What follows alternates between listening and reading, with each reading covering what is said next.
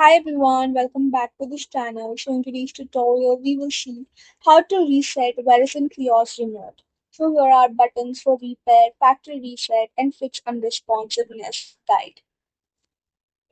Firstly, reset a Fios TV voice remote.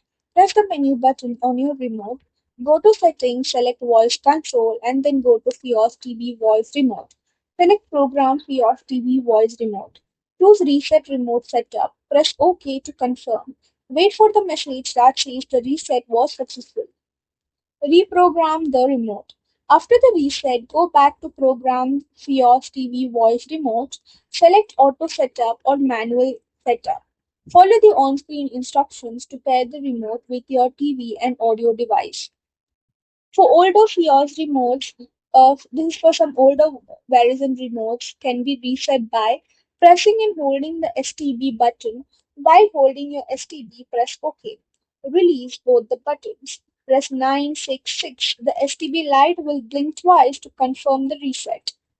If the remote still doesn't work, you need to replace the batteries with fresh ones.